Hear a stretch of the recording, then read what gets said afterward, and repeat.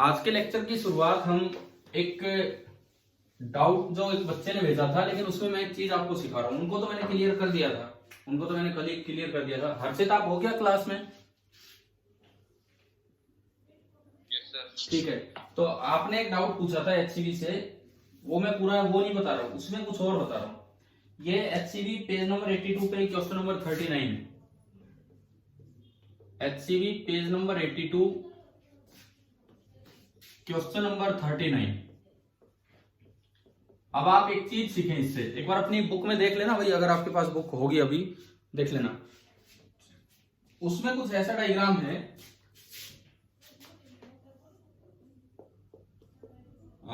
ये एक आदमी है और इसकी जान इसी के हाथ में है। इस तरह का कुछ दिया गया है। छोड़ो, मैं उस क्वेश्चन पे नहीं जा रहा, वेइंग मशीन और उन सब चीजों पे। मैं तो इसमें एक और चीज आपको बता रहा हूं। किसी को डाउट हो मुझसे पूछ सकता है, जैसे कल हर्षित ने अपने डाउट्स क्लियर किए थे व्हाट्सएप पे ही।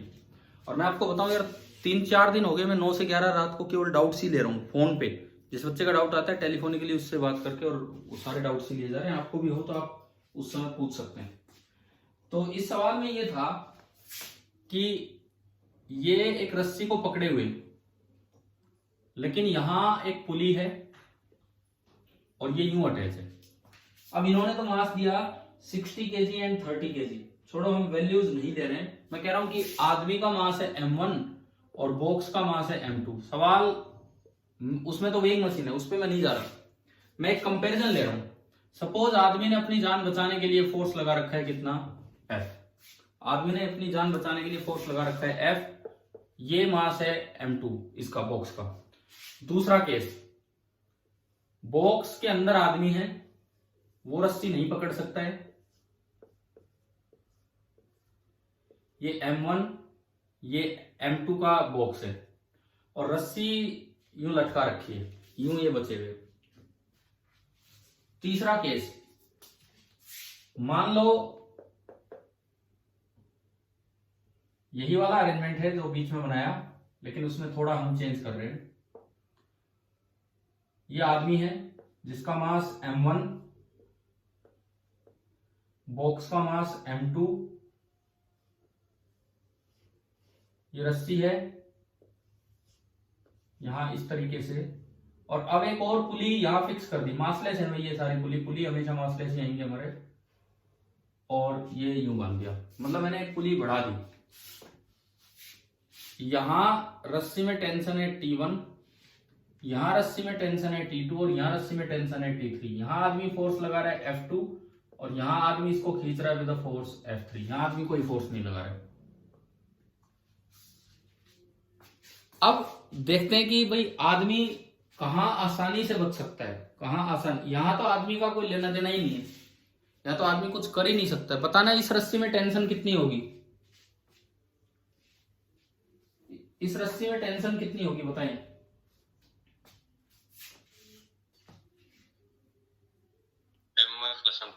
हाँ, अगर आप इस पूरे का इकट्ठा एबीडी बनाएं, पूरे का इकट्ठा एबीडी, तो ऊपर टेंशन है T, नीचे वेट, तो टेंशन इन द रोप हो जाएगी m1 plus m2 into 0। Numericals में बहुत बार आप जी को 10 ले लिया करो, जैसा कि उस एचसीवी के क्वेश्चन में भी था। अच्छा, अब यहां टेंशन कितनी होगी इस जगह, अगेन में पूरे का एबीडी बनाऊं तो नीचे तो वही है m1 प्लस m2 इंटू जी। ऊपर कितना फोर्स है अब इस सिस्टम पे, बताओ भाई, कोई तो बोलो।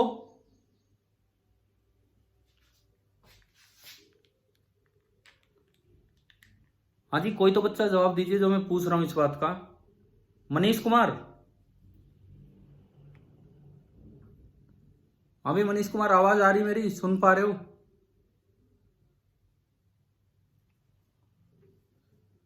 क्या हो गया, म्यूट हो गए क्या आप? जो भी बोल सकते हो बोलिए। यहां बताओ, इसको मैंने पूरे को इकट्ठा सिस्टम माना, नीचे कितना फोर्स लग रहा है m1 प्लस m2 इंटू जी। ऊपर कितना लग रहा है बताओ ना, इसको देख के, इस पूरे डिब्बे पे। वो F छोड़ो, वो टेंशन बोले मैंने T। टेंशन एक जगह है कि दो जगह है इस पूरे सिस्टम के लिए? वो ऊपर रस्सी इधर से भी खींच रही होगी और रस्सी इधर से भी, तो T2 इधर T2 इधर, तो कितना हो गया 2T2। तो इस बार इक्वेशन बनेगी 2T2 बराबर M1 प्लस M2 इंटू जी। समझ में आ रहा है कि नहीं कैसे बन रही है इक्वेशंस? ठीक है, इसमें देखो, इसमें मैंने ये सिस्टम माना, ये इस केस में कितना फोर्स नीचे है इस सिस्टम पे, M1 प्लस M2 इंटू जी। अगर उस रस्सी में टेंशन T3 है तो आप बताओ ऊपर कितना फोर्स लग रहा है इस सिस्टम पे?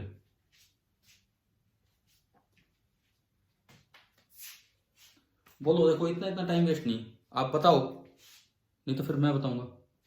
यहां इस सिस्टम के साथ रस्सी एक बार ही अटैच थी तो T1, यहां इस सिस्टम के साथ रस्सी दो जगह से अटैच है तो 2T2, यहां इस सिस्टम के साथ रस्सी, ये पुली तो इसके साथ है, इस सिस्टम के साथ रस्सी कितनी जगह अटैच है बताओ वर्टिकली? कितनी कितनी जगह? T3, T3 एंड T3, तीन जगह से खींच रही होगी। तो इस बार इक्वेशन क्या बनेगी? 3T3 is equal to M1 plus M2 into g. अब टेंशन वही होती है जो ये फोर्स लगा रहा होता है, तो F2 बराबर होगा T2 एंड F3 बराबर होगा T3। तो आप इन दोनों का कंपैरिजन बताओ, आदमी को कहां ज्यादा फोर्स लगाना पड़ा और कहां आसानी से वो रुक पा रहा है?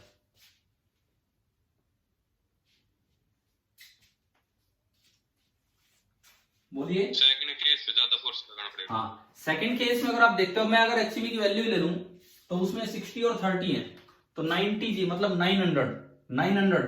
तो T2 तो अगर आया तो 900/2 यानी कि 450 न्यूटन आया, कि भाई इतना फोर्स आदमी को लगाना पड़ा। लेकिन अगर ये अरेंजमेंट होती तो 3T3 बराबर 900, तो T3 कितना आ जाता? 300 न्यूटन। बताओ ये समझ में आ गया किस तरह से हमने देखा है? पुलिस बढ़ने से एफर्ट कम हो गया, हम कम फोर्स से भी अब बच सकते हैं। क्लियर हो गया कि नहीं? Yes sir. ठीक है, थोड़ा सा आप रिस्पॉन्स कम दे रहे हो भाई, थोड़ा जवाब देना स्टार्ट करो। इसी चीज को अगर मैं ऐसे बना दूं, चौथा केस, ये ऊपर छत है और ये ऊपर दो पुलिस है, ये वही अरेंजमेंट है। ये आदमी है जो रस्सी पकड़े हुए खुद ही बचने का प्रयास कर रहे हैं, M1 M2। यहां ये होल है और ये जो रोप है इस आदमी के पास इस तरह की रस्सी है, ये इसने पकड़ी हुई है। ये रोप यहां आती है, यहां एक और पुली है जो फिक्स है, इसके साथ फिक्स है, मासलेस पुली, और ये रस्सी यहां से घूम के यूं जाती है। फिर ये रोप यहां आती है, यहां एक और पुली है जो फिक्स है इसके साथ, और फिर ये रस्सी जाके ऊपर अटैच होगी। अब अगर इसको फोर्स लगाना पड़ा है F4, तो बताओ F4 कितना होगा?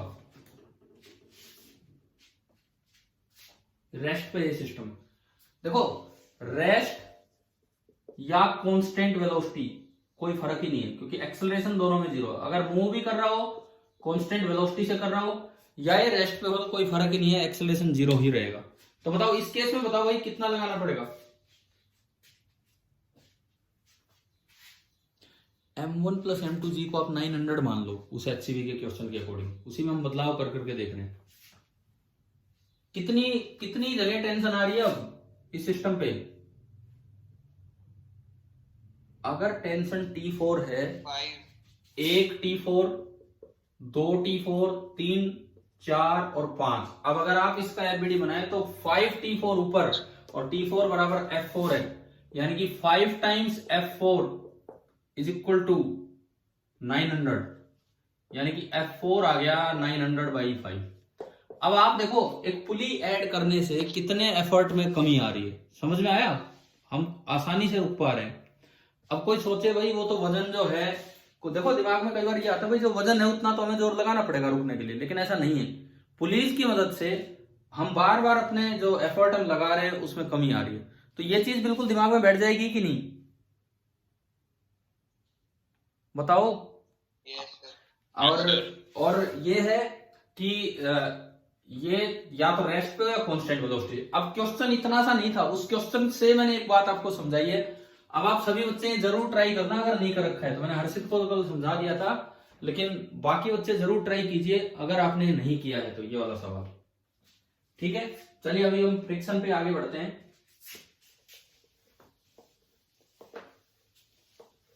कुछ पार्टिसिपेंट्स बढ़े हैं थोड़े बहुत।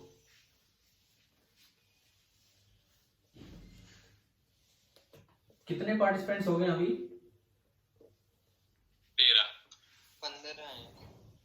15 वैसे होंगे, मतलब 13 बच्चे होंगे। चलो कोई नहीं, कम है आज, कल से भी कम है। देखिए अभी आगे सुने।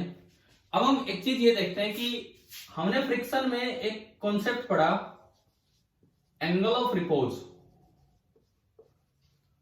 अब एंगल ऑफ रिपोज की मैं बात करूंगा प्लेन सरफेस पे नहीं, on curved surface. Angle of repose की हम बात करेंगे ऑन कर्व्ड सरफेस। भाई अभी तक पीछे जो हम एंगल ऑफ रिपोज पढ़ के आए, वो एंगल ऑफ रिपोज कौन से सरफेस पे होता था?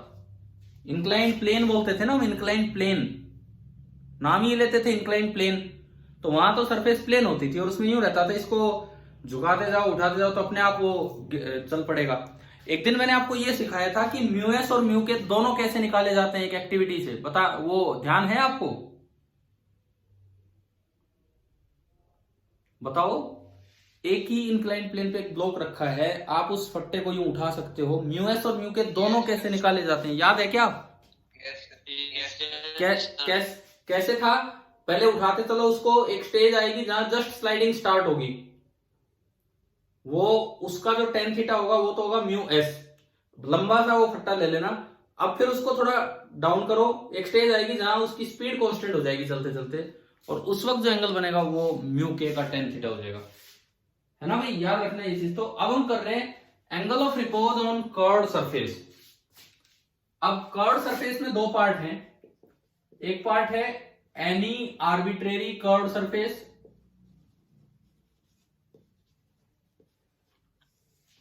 और दूसरा हम लेते हैं सर्कुलर सरफेस।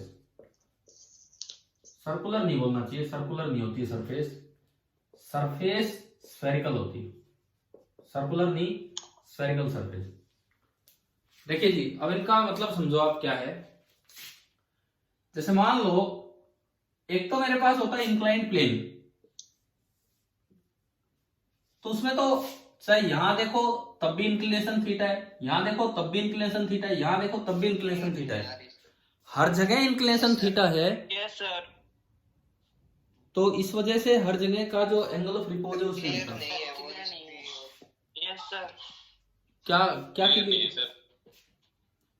वो ये दिख नहीं रहा क्या आवाज में ये सर, ब्लैक बोर्ड भी क्लियर और से बोर्ड भी क्लियर नहीं है यार? ये क्या समस्या है रोज की रोज? एक मिनट एक मिनट एक मिनट।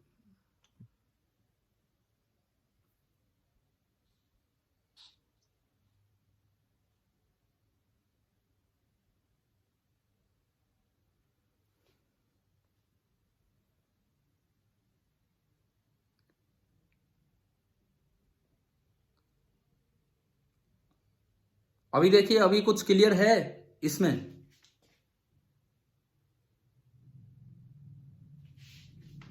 हाँ जी, अभी आवाज सुनाई दे रही है आपको? Yes sir. बोर्ड क्लियर नहीं है सर। यार अब बोर्ड तो मुझे तो स्क्रीन पे क्लियर दिख रहा है, थोड़ा सा है तो नेटवर्क में हेरफेर हो जाता होगा, और तो क्या करें। बोर्ड बिल्कुल नहीं दिख रहा क्या?